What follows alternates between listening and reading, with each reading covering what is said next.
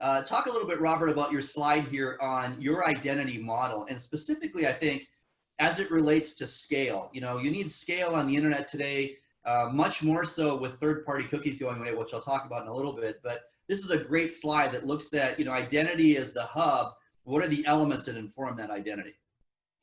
Yeah, and I think this slide, it might seem a bit anecdotal, but because it's something that if we look across all of the different industries that we happen to interact with, you know, if I'm out buying something on an Amazon, or if I'm, you know, I have a, you know, to your point, I have a passport, I have a frequent flyer number and a known traveler number.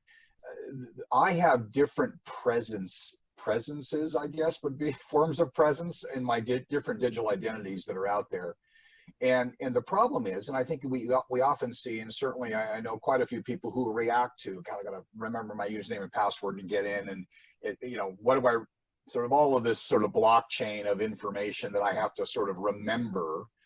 And the reality there, we are individuals, obviously, as human beings. And so the expectation for, I think, consumers is, I want a single identity wherever I go. And I'm now known as an entity to whatever service I choose to engage, whether I've engaged it before or whether I engage it going forward.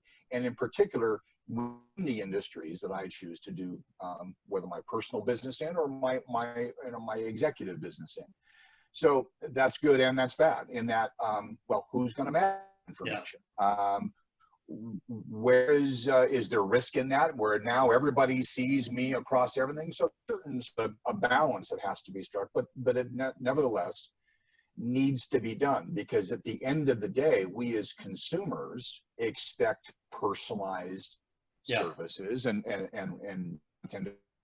so we're going to need more and more of the focus on a unified digital identity that crosses over these different industries. So it's sort of, you know, some people might drag their heels into it, but I think there's an opportunity now for businesses to look at this and say, you know what, there's an opportunity to unify and create this unified identity, as long as it's secure, as long as it's frictionless, and as long as it's trusted. Yeah. But also supports, as I mentioned here in these other bullet points, is that regulators say, okay, great, we get it, we understand it. And the service providers say, okay, it's easy for us to actually implement that.